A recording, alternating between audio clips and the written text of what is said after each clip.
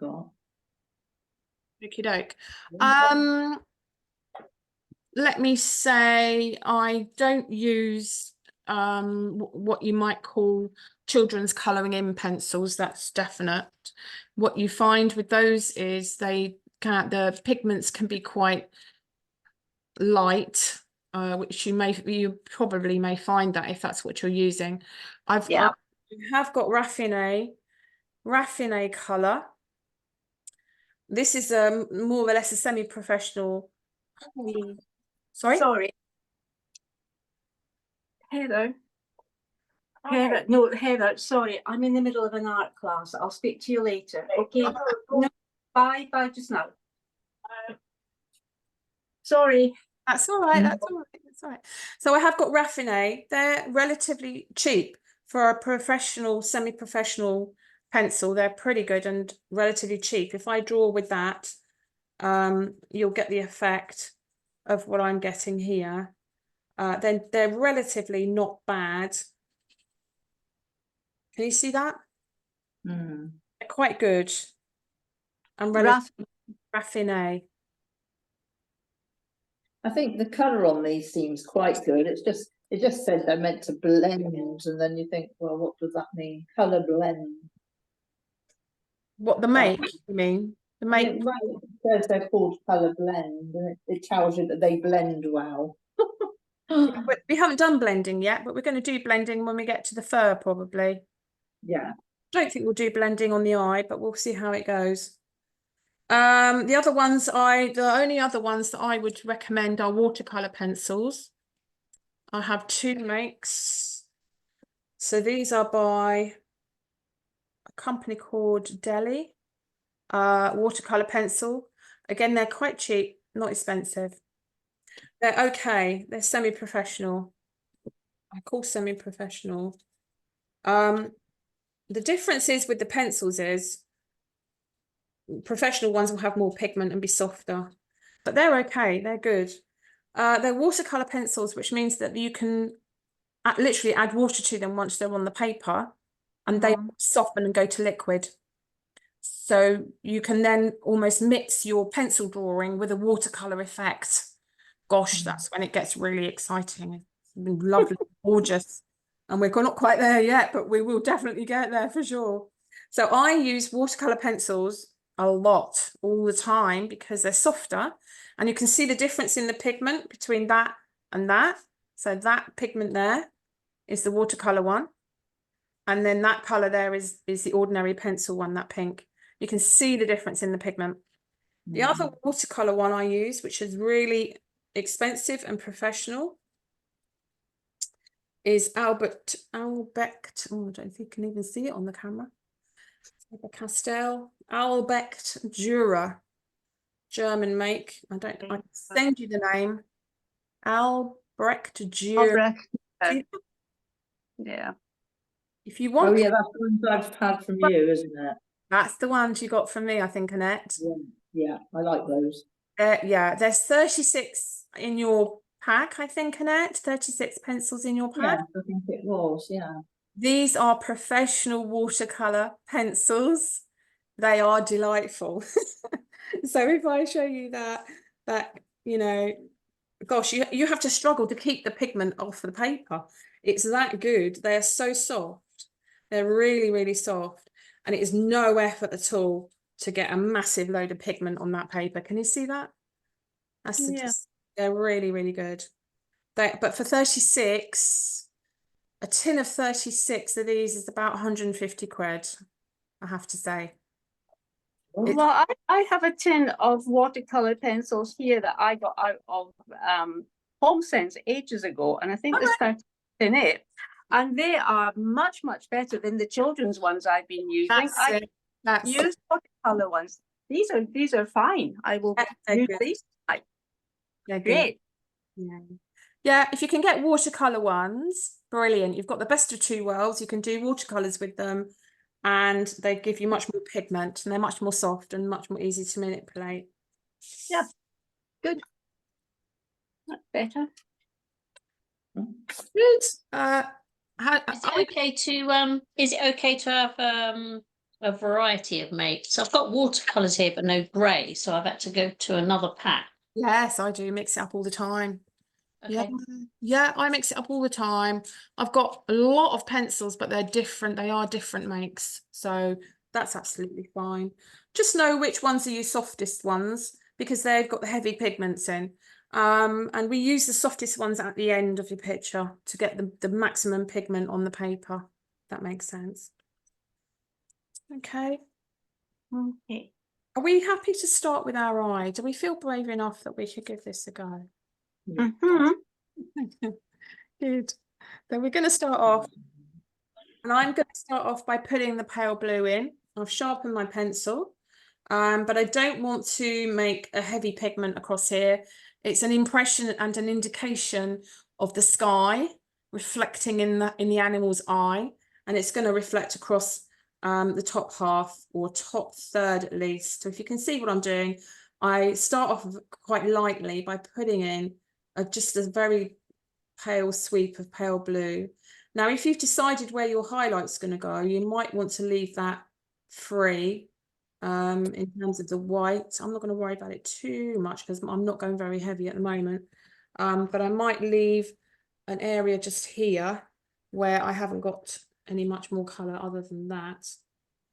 And quite a lot of the time when you're drawing like this, you kind of have to make a judgment as you're going along about what's too much and what's too little.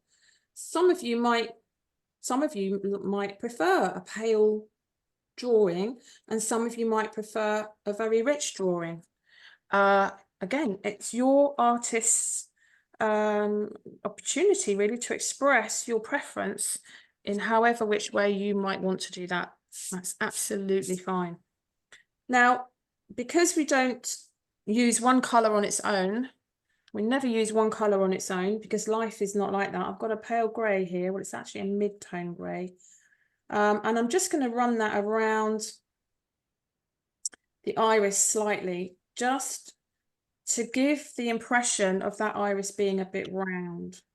So I'm just going to run it around the top edge of the iris slightly, just to give it a bit more of an impression of shape.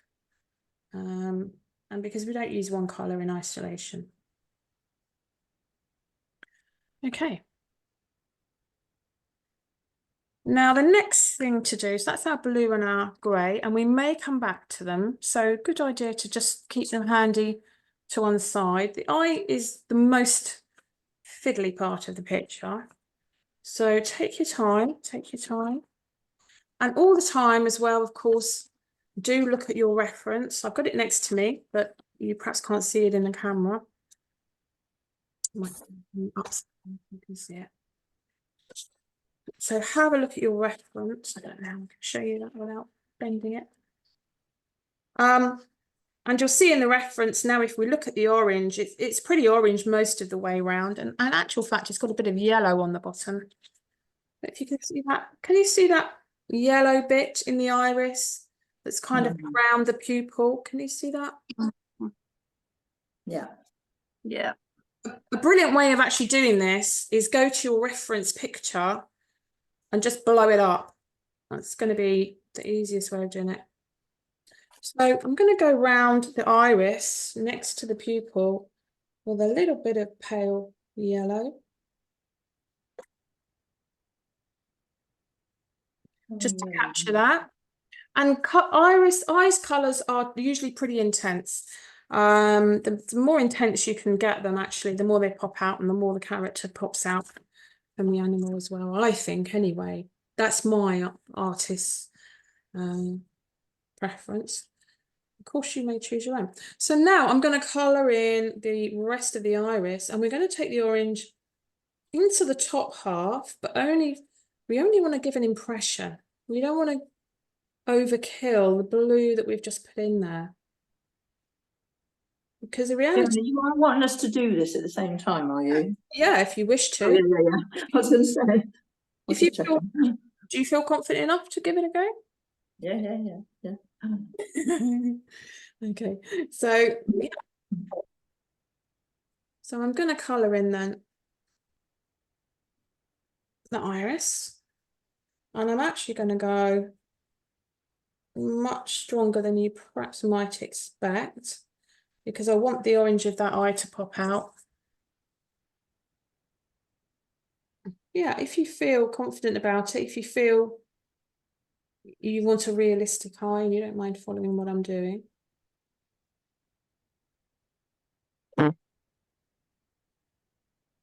I've got a bit of lead still there showing through, but that shouldn't be too much of a problem because the edge of the iris is actually quite dark. And I might put a bit more to the top here.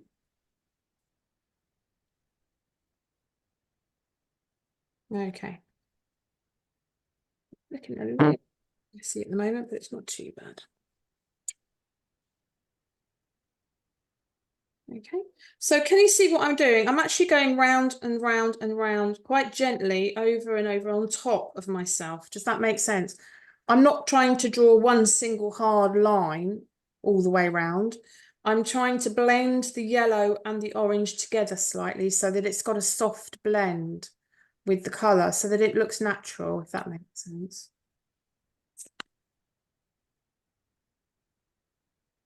Now, another thing we can do, which we haven't done before, but is really helpful, is we can blend. You mentioned blending. I'll show you my blenders. So what we want to do is to soften the eye a little bit. We want to merge the colours we're using together a bit more so that it doesn't look like a collection of separate colours. It actually looks like a natural object. So these are a couple of makes of blenders. They're called blenders. And these are pigment-free pencils. So they're pencils with no pigment in whatsoever. Okay. And what happens is when you use them to blend, they literally pick up the pigment on the paper and merge the two pigments together more thoroughly than you have done. Because remember, you've put one colour on top of another colour, one on top of another.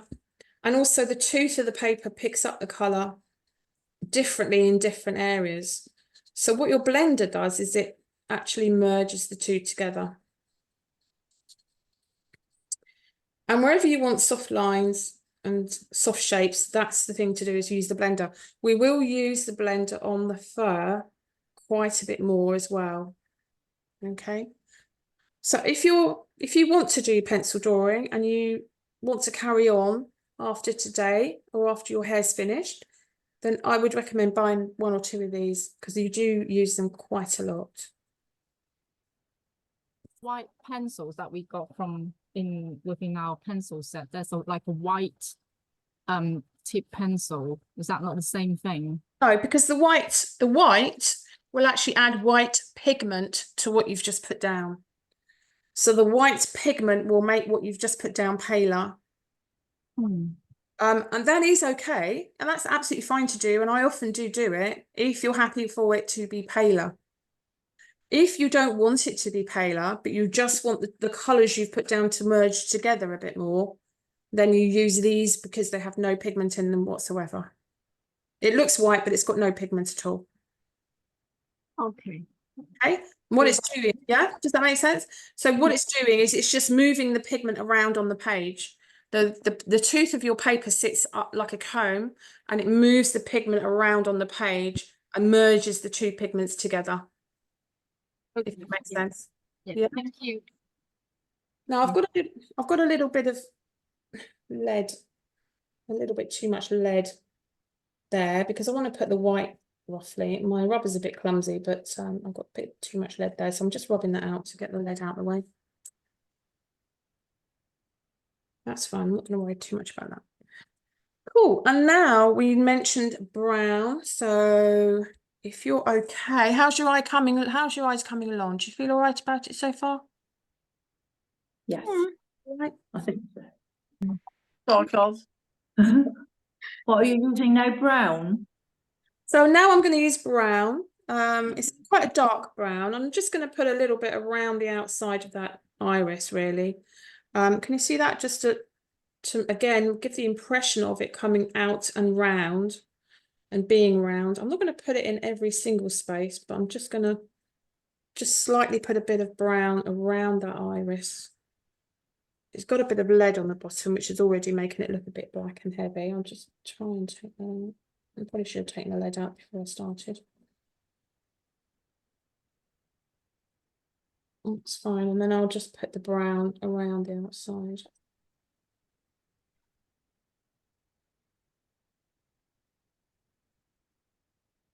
A little bit of brown. And in the picture, you can see that outside the iris, around the outside, goes into black hair goes into a black socket, doesn't it, quite quickly. So we'll move into that in a minute. But just to make that transition between the iris and the black hair, I'm just going to put a bit of brown. It's more natural to use a brown, really. You don't often get pure black in nature. Usually when you're looking at anything that's black, it's reflecting a different colour. It's actually not pure black. It quite often gives you a different colour. So we're kind of getting there. And I quite like the way the yellow pops in and out around that iris. It's quite good. Okay. Now we're going to go into the nub of the matter, which is the pupil. I'm just going to get out one of my favourite black pencils. And again, I don't tend to do pupils just in black. We know they are black, but actually they usually are reflecting the light in some way, shape or form, and they have other colours reflected in them. You may not be able to see it on this hair, not without blowing it up. It's quite a lot. Let's see if we can see any other colours in there. Purple is quite I always think purple works quite well. Yeah. And can you see the top half of the pupil? I know it's really hard to see on this picture, but the top half of the pupil, can you see again that blue reflecting across the top half of the pupil? Yeah. So I'm probably going to start off the top of the pupil with grey. The trick is not to go too heavy too quickly. The bottom can be black, but to get from the grey to the black, I'm going to put navy blue in between. Does that make sense? So we've got not a harsh line between the grey. I do it bit by bit. Let's do it bit by bit. So the top half of the pupil is a grey. We've already got a bit of blue on there. I'm not going to go heavy. I'm going to go quite light. Not forgetting you need to leave your highlight where you want the white to appear. You need to leave that open as well. And I tend to be really delicate and not go heavy-handed at this stage. And then I'm going to put in a bit of blue. But it's quite a dark blue. You probably wouldn't even know it from black, really.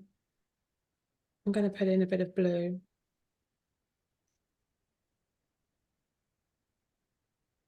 And then we'll go in with the black after that. So I'm as you can see, I'm putting one colour almost on top of another colour. In colour pencil drawing, you don't put colours next to each other with a harsh dividing line, if that makes sense.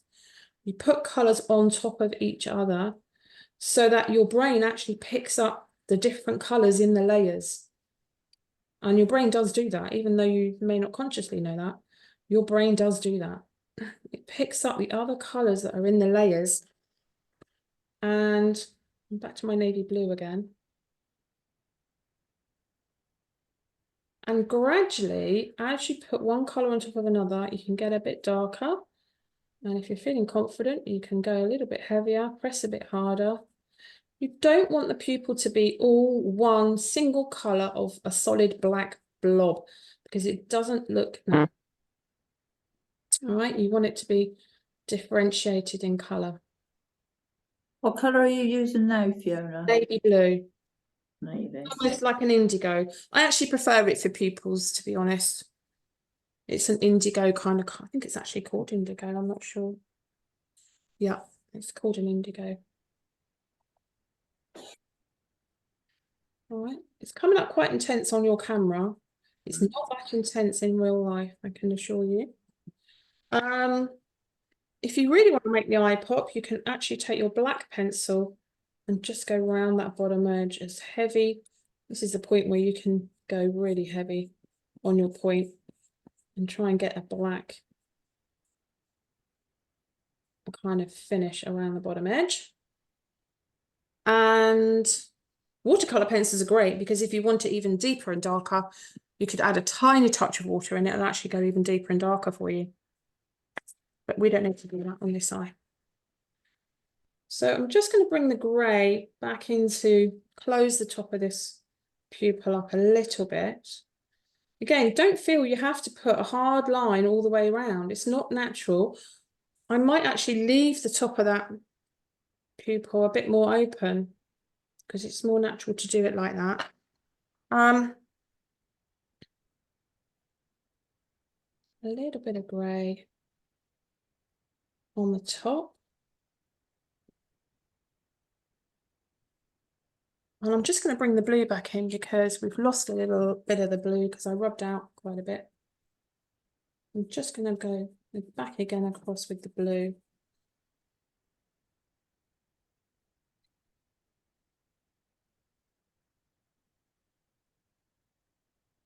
And it's actually picked up some of the lead in there, but not to worry. What I did was, when I drew my outline for my hair, I actually used, this is a learning point for everyone, I used a 3B pencil, which is too soft, but I knew you'd be able to see it on camera. If you draw an outline of your picture in an ordinary HB pencil, then you'll have less lead than I've got. The lead has kind of merged with my colours now. So you won't have that problem. Now I'm just going to touch a little bit of that pale blue into that highlight. That's it. I'm as a basic eye, I'm kind of okay with that. It's not completely perfect, but if I zoom out, I think at this stage, it's not too bad. What do you think? Very good. Looks fine. It's really good. And how are your eyes coming along? Do you feel, how do you feel about them? Yeah. Can I show you my eyes is a bit small to put too many colors in, I think. Oh, that's looking great though. You've got a wonderful highlight on the top there, Elam. Fantastic. And your outline in black as well is also very, very good. Thank you. Yeah, I think excellent. Well done.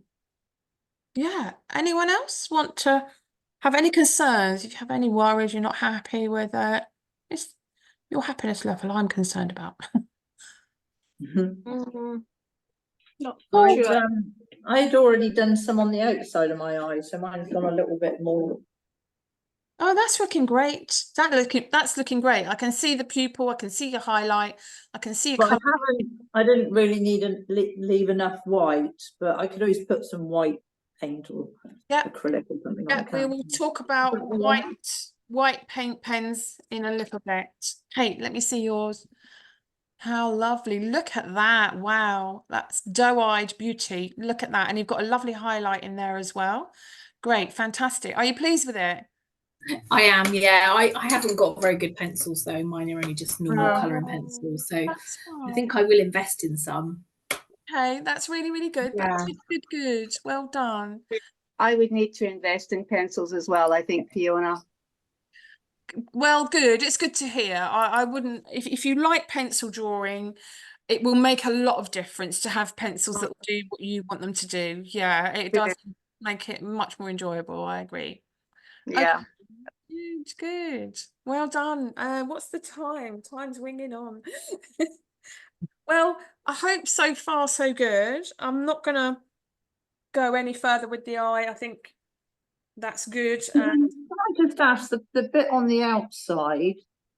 So you've got your orange, on.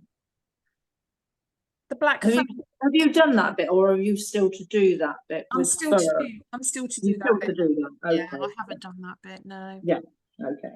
Yeah, and it literally on the photograph, it looks black, doesn't it? Really? Hello. Yeah. Brown, yes.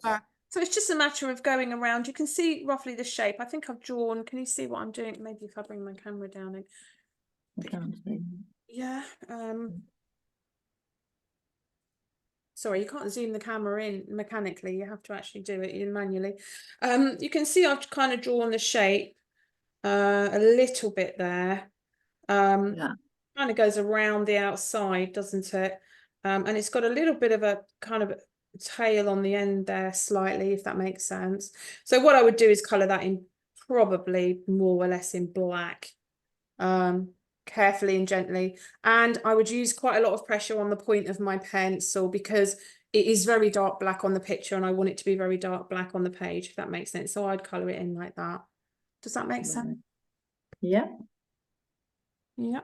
If you haven't done that yet and you want to do that now, you want to feel that you've Well, I've got half done mine, so I think I better finish it. yeah, if you want to, we've got time to do that. Let's do that then. Again, I might put a bit of brown in with it. I don't get Yeah, comfortable. I've started with brown. Yeah. I think it's more natural colour, brown. Things in nature are very rarely black. And it's also good policy not to make too many hard, long, straight lines, hard, long lines, because things in nature don't tend to be like that. You know, they tend to be a bit scattered and a bit furry and reflect different colours. I've actually got a few hairs coming off the bottom of that as well. So I've got a bit of embossing that's now showing up there, if you see that, which is quite nice. In fact, I think brown is a good colour actually. Dark brown.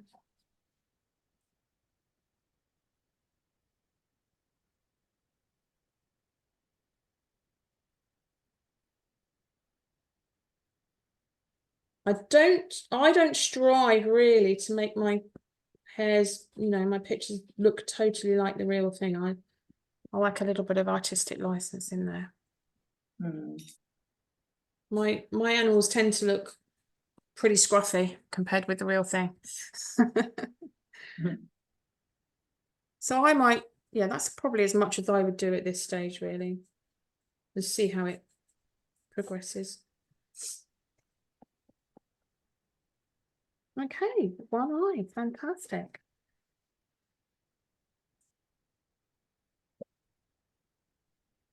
Let me know when you've done, when you're ready. In actual fact, we could take a small tea break if you wanted to do that.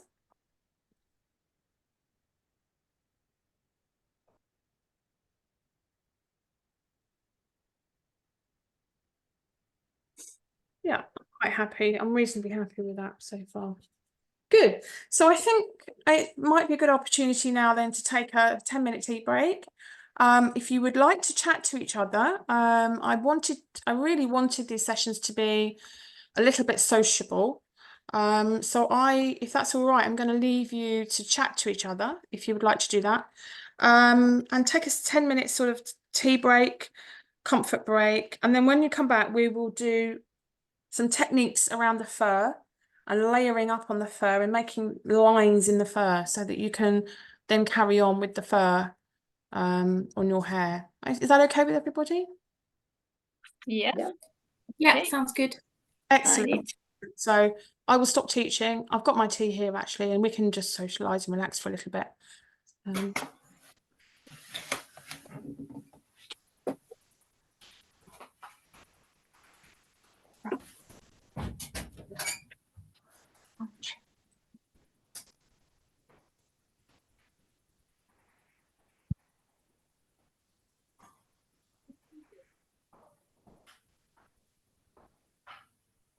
The blender pencil, do you do it between? Between? You know, you can use it when you've done two colours and then you could put another colour on top and use it again. Yeah, that is possible. Yeah. Yeah. Okay. That would work. Yeah. Yeah, I haven't talked about blending yet, so I'll do that in a minute when we get there.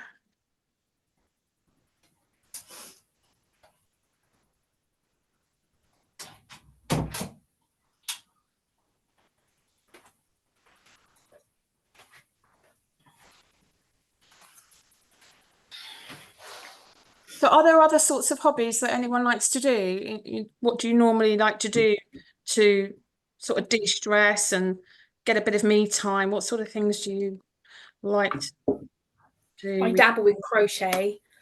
Oh, right, okay. I love crocheting. Oh, lovely. Thing. Do you produce things to share with friends or? Yeah, I made some pumpkins back last October, and I made some poppies. I made a poppy wreath. Yeah. Yeah, which I was really quite surprised at actually. It came out quite well. Oh, excellent, excellent. Good. That's what I I'm made learning to crochet. I'm just learning because I want to make my daughter a doll, like wearing a graduation gown. So she's graduating this Oh, year. How So lovely. amazing. Yeah. learning slowly because it's quite complicated to make a 3D Yeah. shape. Yeah. I must admit though, crochet I find so much easier than knitting. Like to actually produce something is quite simple, and YouTube is fantastic for Oh yeah, learning a how lot to of YouTube crochet. videos. Yeah.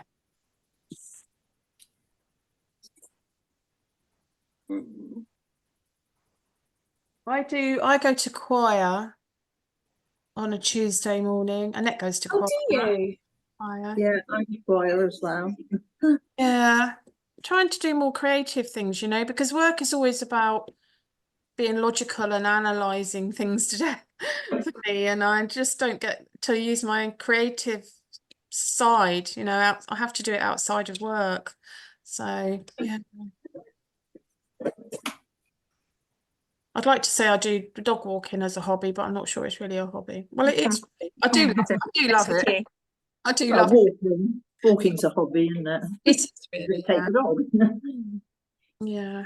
And a bit of gardening, because we've got quite a big garden. It's always needing attention. I don't, Yeah. you can see that very well, but that was my Wow, poppy that's wreath. amazing. Oh, that's like a wreath, actually. Yeah, Wowzers. yeah. Oh, I okay. made individual ones and then sewed them together. That's fantastic. Oh, fantastic. And did they go out anywhere? Did you put them out on? They hung up. I basically hung the wreath when we had the stand in the market square. I hung the wreath in the back. Yeah, yeah. Yeah. Oh, that's And nice.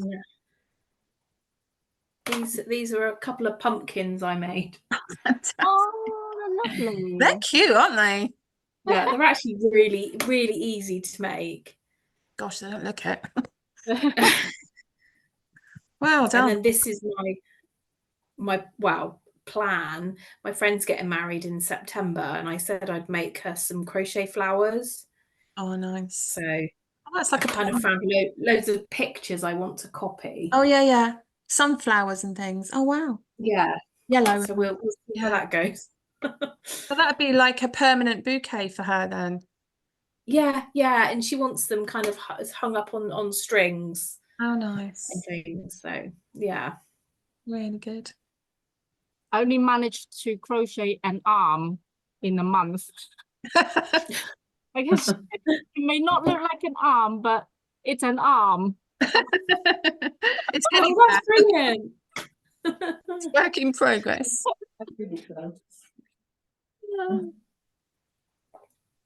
That's really good. I knit baby jackets. Oh, yeah, you do lots, don't you? Sweet.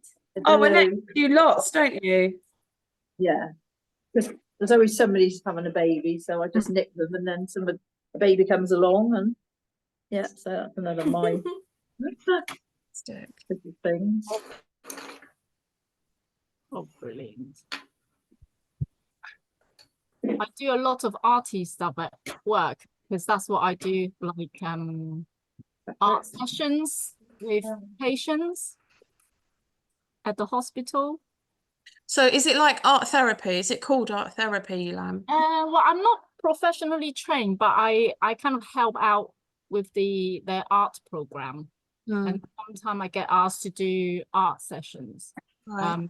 But it'd be something like quite simple for them. Yeah. Because they some of them can't really use the arms or part of the, you know, some of the fingers are not very strong enough to do things. Yeah, but it's just nice to do a bit art thing because it helps to forget about the pain. Yeah, absolutely. Yeah. Mm. It's calming, It's isn't it? very therapeutic. Yeah. Yeah, it's wonderful. I mean, they don't even have to be good with art. Mm. Just getting involved, and it's a way of socializing as well. Mm. Mm. So just lovely to not to be, you know, facing four walls in the hospital. there. Mm. Yeah. Yeah, I find art pretty soothing, really. It's nice to have peace and quiet as well. I can say I'm going down to my art room. I need peace and quiet. Not speak for an hour and, you know, just have a little bit of time for yourself is quite nice when you're busy. Right. Well, if we're okay and comfortable, we can tackle the fur. What do we think? Yeah. Yeah. Let's give it a go. Okay, so remembering that we are blending our colours on the paper with pencils. So it works totally differently to watercolor or acrylic paint or anything like that.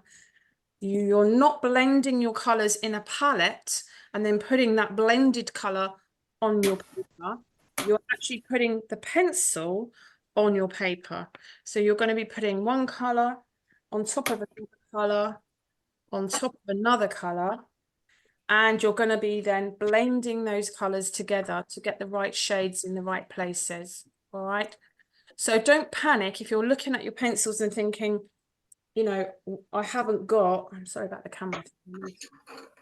Haven't got the right colour, I haven't got the exact right colour that I want. You're never going to have the exact right colour.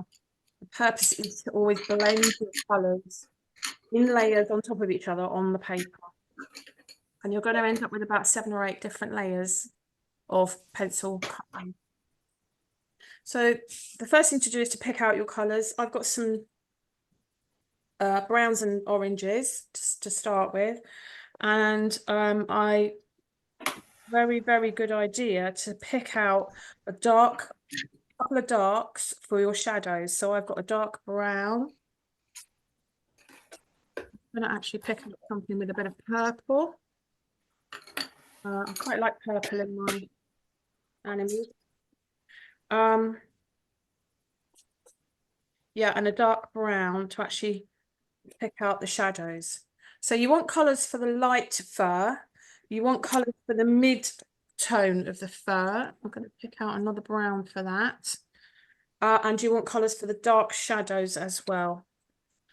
It's a good idea to pick out your colours and then see if you can find a spot to just leave them in one place rather than putting them back away again every time. The reason being because if you try and merge too many different colours, it will start to look very disjointed. So I've got here 7 colours. That's probably as much as you need, but try and keep those colours separate from the others in your boxes so that you know which colours you're using and you don't mix them up with other colours. It's the best approach. Otherwise, you're always hunting around for the right colour and it can get a bit disheartening, especially if you've got a large collection of colours. Pick out some colours that you like. Pick the colours you really like. I mean, a lot of people put pinks and purples in, yellows in, you know, be as artistic and creative as you like to be, you know, express yourself in the way you want to express yourself. Right or wrong about it. Everyone got some colours? Yeah. Happy with? Yeah? Yeah.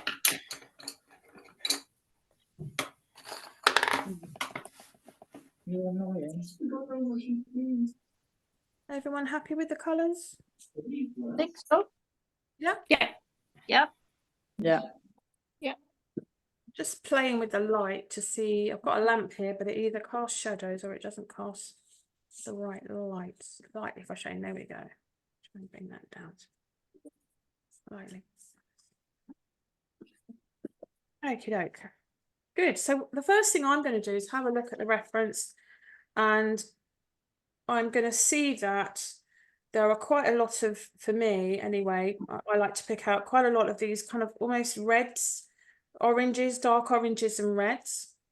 So there's quite a bit of that going on in this dark, slightly darker area underneath the chin on the chest. There's quite a bit of reds and dark oranges in there. So I'm going to start picking that out. There's also some of that colour around the nozzle here, around the nose area. So it's just about picking out. So I'm going to start with a reasonably darkish browny red, russet, I suppose you could call it. That makes sense. And I'm going to start picking out some of these areas. And again, we always go in the area of the growth of the hair. And again, we're going to use the side of the pencil. We're not really going to do the detailed work yet. We're just using the side of the pencil, if you can see that there. And I am, should I do it more closely to start with? And I am going in the direction of the growth of the hair, if you can see that. But I'm not going to put it absolutely everywhere. I'm just going to put it in a few spaces, spits and spots, because if you can see on the hair, it's quite random. Can you see that? There's light areas, there's dark areas next to it, and then there's an orange area, dark russet area next to that. It's all kind of quite random and almost spiky. He looks like he's actually got caught in pain, I would say, and he's gone a bit matted. Yeah. So I'm going to put this colour on, and this takes time. This is where your mindfulness really comes to play, because this takes time to do. It's not something you can do in a hurry. It takes a lot of time. So I'm doing a patchy kind of patchwork, if you like, of red bits and pieces of colour. Okay.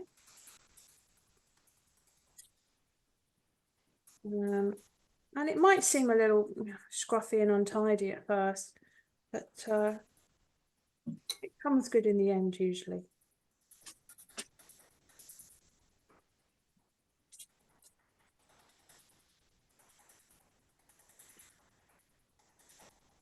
So I'm leaving some of that base colour out so that you can still see that brighter kind of yellowy base colour coming through. And you start to get the differential in the colours, and you start to get a bit of the texture. But there's a lot of this red about, so I'm going to do quite a bit all over. Now, I won't be able to do all of it with you tonight because we'll run out of time. There's a bit round here, around the bottom of his chinny chin. I'm going to do a little bit there. It kind of comes round. The fur is actually coming around almost horizontally there. So this is where it gets really mindful, because you have to look at your picture and to think where the hair is going, what the colour is, hint of that and hint of this, and you have to think about what you're doing. And I look at the picture quite a lot. I'm kind of looking at where the strongest impressions are. It just takes your mind off of other things quite quickly.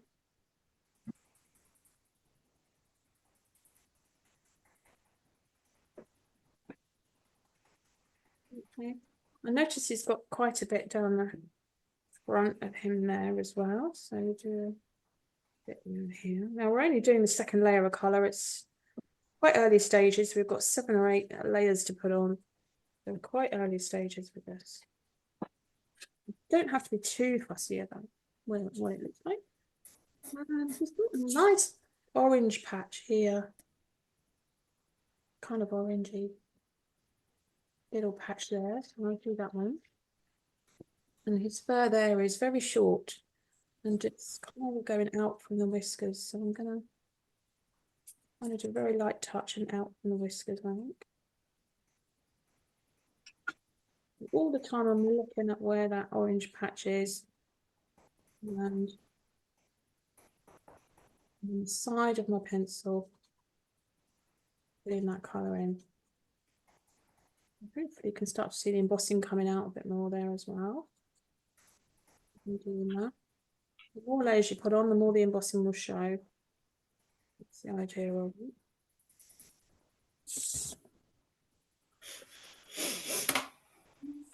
One more area around under the eye. I'm going quite quickly, but you can take your time. You don't have to try and keep up. You can just take your time, and you can see how delicately I'm doing this. I'm not doing it heavy-handed. I'm doing it quite light. I don't want to go too far. I don't want to get it wrong. I'm being quite realist with my hair.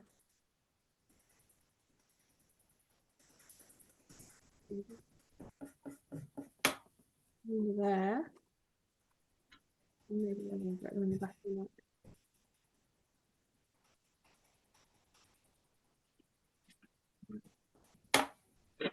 Oh. I'm just going to go and turn the cabin lights on because the light's fading quite dark now in here.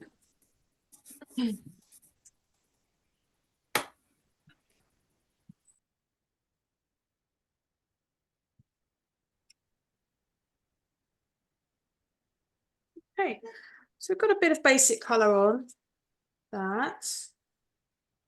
Now the next thing I might look at now is the darks. I'm going to pick up a dark brown. And again, I'm looking for where the dark browns are showing. And you can definitely see quite a bit of them. If we start at the darkest area, you can see that under the chin. Just there on the top of his body, on top of his chest, under the chin, where these white whiskers are coming, it's very dark. So we can start off with that. And again, I'm going with the side of my pencil. And I'm going quite gently. I'm not going to be too See heavy. what you're doing? It's gone off the camera. No, we Okay. can't see. Yeah. Sorry. Okay, so it's fairly dark under there. So I'm actually putting on 2 layers. So the more layers you put on, the darker it goes generally. I don't want it to turn into a dark blob or a dark mass, so I'm just gonna start going a little bit more randomly into fur-like shapes. Get rid of that harsh line. You don't want any harsh lines. So you can see there, you've got a, can you see that harsh line that I've created there? That dark patch with a line going down the hair. That's not good. It doesn't look natural. So looking at the hair, you can see the dark patch comes out. So we're going to bring that out. And we're following the fur all the time. We're following that hair growth to make it look like hair, not colouring in. Okay. Still got a bit of a line there, a bit darker. And actually, by the time we come to the end, this will actually be very dark. I'll give you an example. I'll just try and make that as dark as I can. I mean, that's how dark it really needs to be in reality. All right. To get the contrast between the darks and the lights. Now, if you see all the darks over him, you can see there's quite a bit of dark matted fur poking out here and there. So we're going to draw some of that in. In a random kind of way, but following the line of the fur growth wherever we can. Copying. And his fur is quite scruffy. It's going all over the place, really. So you can be quite random about it. You don't have to be neat and tidy. It can be quite random.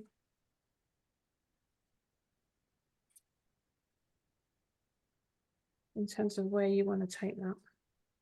We've got strands of hair over here, which are matted and dark. A little bit, so you can see. Strands here. So where you've put a bit of that orange earlier, perhaps put a bit of dark next to it. don't fill up all of the base colour. You want some of the base colour to show through, to show highlights. You can start to see that actually the fur is made up of a myriad of colours. It goes very dark to very light in a small space. So you want to kind of try and mimic that as best you can. We're probably not going anywhere near dark enough, but I don't want to go too heavy-handed too soon. I'm going to keep it quite light to begin with. And I'm aware of the time, so I want to show you all the tips and techniques that I can this evening. So that's kind of starting off with different colours. Can you see the effect I'm getting in terms of a fur effect?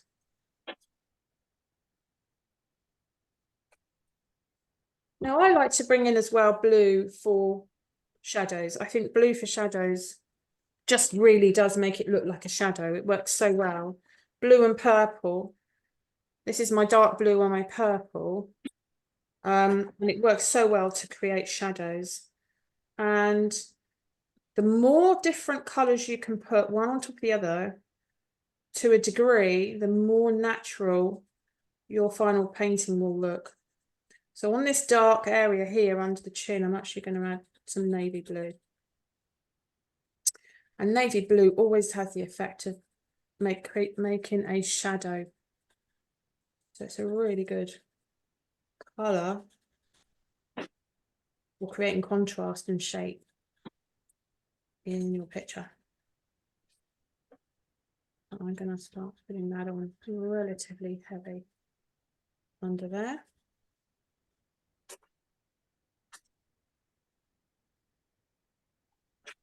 And I'm kind of almost scrubbing the colour on in a quite a scruffy kind of randomised way.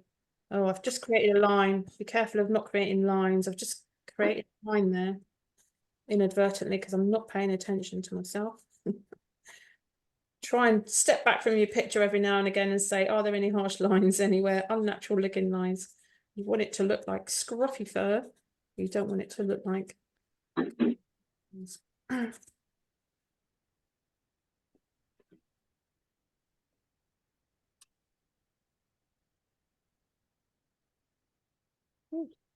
there's a big shadow under the eye. It's very dark there. So just to capture that while we're on it, just lightly gonna put some shadow again with the side. I'm working always with the side. I'm not working with the point yet. Just trying to work up the direction of the fur and put the shadow in. So we know that that is a dark area of fur.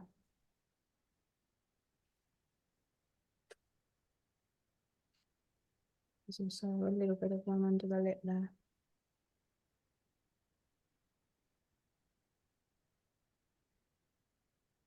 A little bit of one at the front there of the mouth.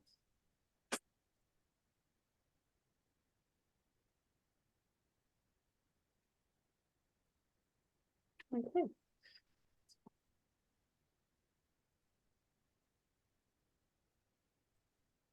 I don't want to go too much further. I'm going to show you a couple of hints and tips.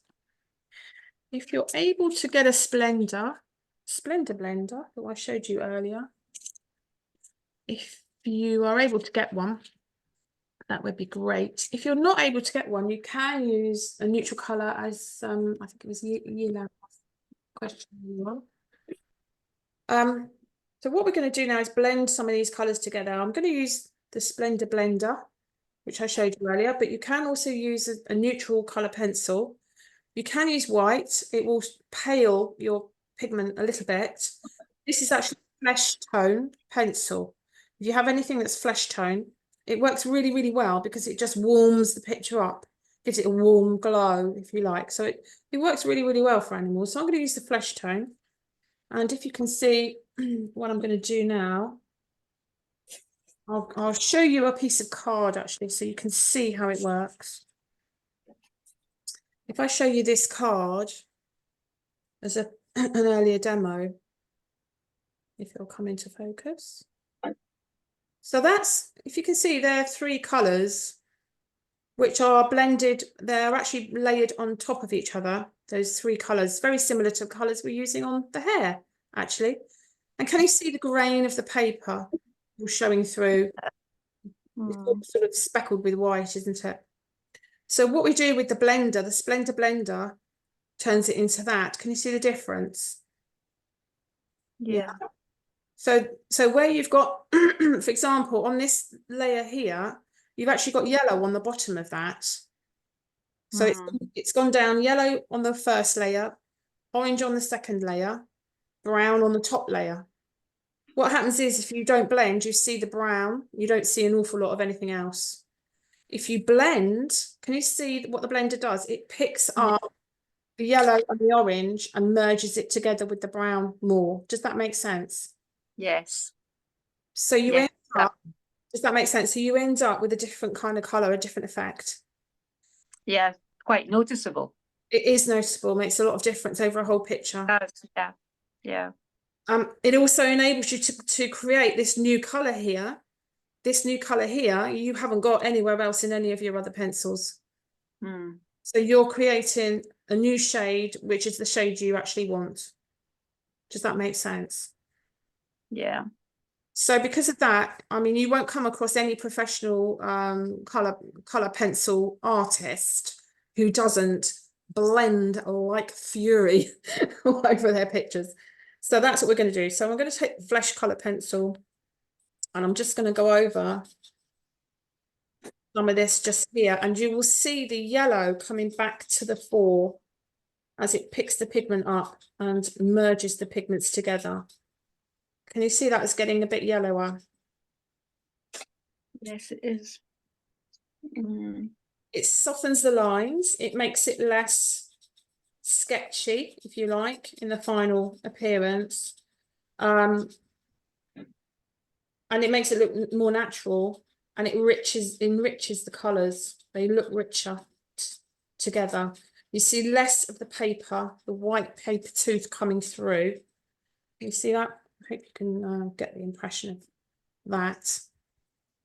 Yeah. Can you see that? It looks different. So this is what we started with, quite sketchy, with a lot of white showing through. And this is what we end up with our blender on top. It's much more merged, less white, and softer in many ways, more natural. Okay, so this is the Splendor blender, the actual pencil itself. Now you can use a blender over your layers like this. Twice is a good number to use it, so you can use it twice over. I wouldn't really recommend using it any more than that, because what happens is every time you go over the tooth of your paper, you're actually dampening down the tooth of your paper. So you'll end up actually not being able to put another layer of pigment on top where you've actually squashed the paper down too far.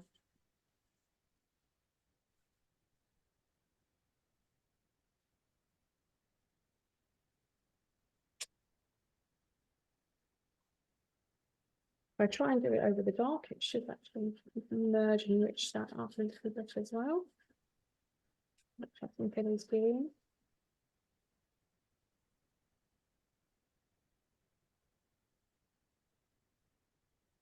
And I'm doing this fairly fast. I would normally go quite a bit slower than normal.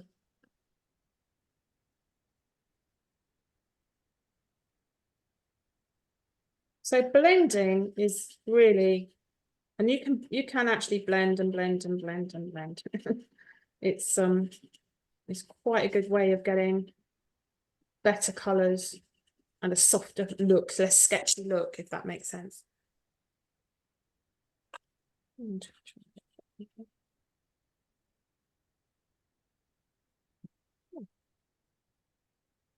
Let's have a look at it in a distance. So he's starting to get there. It takes a long time, as you can appreciate. My picture as well is pretty big on big paper. So it does take a long time. I'm glad about that because I actually enjoy the mindfulness of it, and just sitting here for an hour just doing fur would be absolutely nice, I think, for me. I hope you enjoy it and to a similar degree. Now, what happens is then we haven't got time for it tonight, so we'll have to come back to it, and hopefully you'll be open to that. But what happens is you get this base layer of colour and texture on your hair.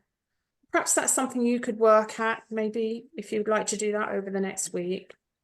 And then what we do, when we come to putting the last 2 or 3 layers on, we actually take our pencil, as sharp as we can possibly get it, and if I demonstrate to you what we could do next time, because we've run out of time, is we actually start to put in, can you see that? The individual characteristics of the individual hairs. Does that make sense? Can you see that?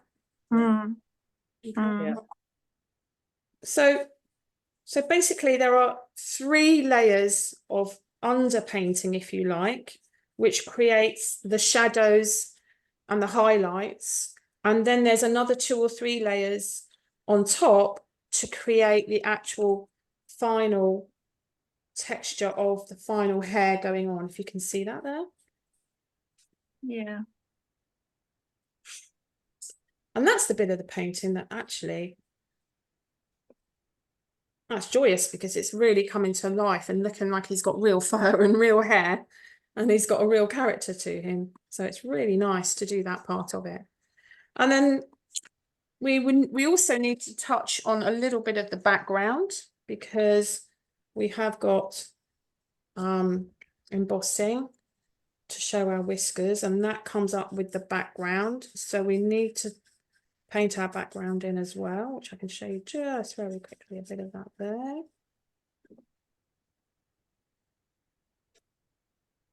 You see all those embossed hairs coming out? Yeah. So that's the other bit we've got to do. Now, another trick I can show you. If you're not sure what colour, sometimes if you're trying to paint realist colours, it's very tricky sometimes to understand what colour you should be aiming for. If you are particularly interested in almost botanical art, if you know about botanical art, where the aim is to paint as if it's a photograph. What you do is you take a piece of paper. So if I show you this, a piece of paper, a small piece of paper like this, fold it into 4, snip into the corner of the paper, just across the top there, just take the corner off, very, very small.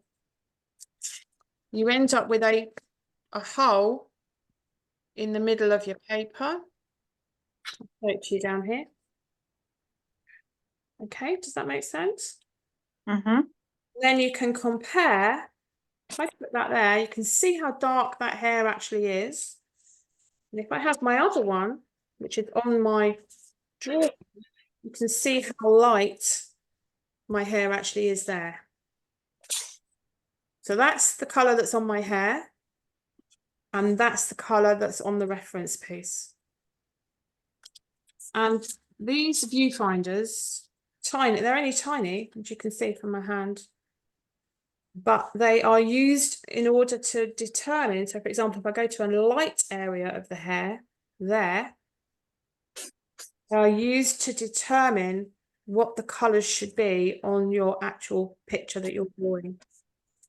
So if you wanted to be super realistic, that's how the professional artists do it. They get a pair of viewfinders. I'll put one on there. See how light that fur colour is on the reference? And then compare that with what you've actually done on your hair. Is that the same colour as that? You can compare the two. So that is a really good way. If you move your viewfinder around the hair, you can actually see the contrast between the light area and the dark area. It's actually really big. He's got light areas which are really pale, dark areas which are really dark. You can start to see the contrasting colours. So if you're looking to do accurate photo-like pictures, that's how one of the tricks that the professionals use. Last but not least, we can, if you'd like to come back to this as well, find out a little bit more about white gel pens. White gel pens. If you haven't embossed enough, or you feel that you want more whiskers in your final picture, then these are really great for doing extra whiskers. I've done a couple here earlier just to make sure it is working, if you can see that. And you can just draw in white whiskers with these things. And that would be one of the last things that you would do. You can even draw in a highlight for your eye with these white gel pens as well. So I could show you doing that next time as well. Elam's trying to join. She dropped out. She's trying to join. Thank you for letting me. Can't do it all at once. Not quite good enough to do it all at once. There we go. Hopefully she can come in. Okay, well, we're kind of at the end anyway, but we've made a basic start on the fur. We've started the first 3 layers of colour. So it's a mid reddish layer and a dark shadow layer as well. And I've talked to you a little bit about blending the colours if you want to do a bit more of that. And then what goes on top are your actual final sort of fur strokes, and we haven't gone into that just yet, but we can go into that a bit more next time. So it's a matter of thinking if you would like to do more, if you would like to come back and do some more together in class together, or if you feel you'd prefer to just get on with it on your own, or whatever you want to do. I'm really happy to go with whatever you want to do. But I hope you've learned something today. I hope your hairs are looking pleasing to you. That's the most important thing. How do you feel you've got on? Yeah, very good. Okay. I think okay. Yeah. Yeah, okay, good. Any questions? Any questions, anybody? Not at the moment, I don't think, Fiona. No, But there will be. I know. When we start doing the fur more, Mm. need help. Well, do let me know what you'd like to do. If you'd like to get back on and finish off and do the rest of the detail, I'll work on my background-based colours and everything as well, and it'll be a bit more finished next time you see it too. So, and then hopefully we can then do the final flicky hair bits. That's when it really gets fun, actually, putting in all the hair bits. So that's good. Good. If you want to send me a picture of your hair at any time, again, let me know. Yeah. And yeah, cool. No problem. Thanks, Fiona. Thanks for your time. When would you think of doing another one? I really don't mind. It's kind of I was just going to message everyone and ask when it's best and convenient for everyone to do that. Yeah, that's fine. Okay. Yeah. Yeah. We can do it again next week on the Monday evening, if you wish to do that. I'm free, so yeah, or another time if you prefer. Just let me know. Yeah. Okay. Okay. Yeah. Thank Thank you. you. Thank you very much. Thank Sally. you. Bye, everybody. Thanks, Fiona. Bye. Bye, everybody. Thanks. Bye.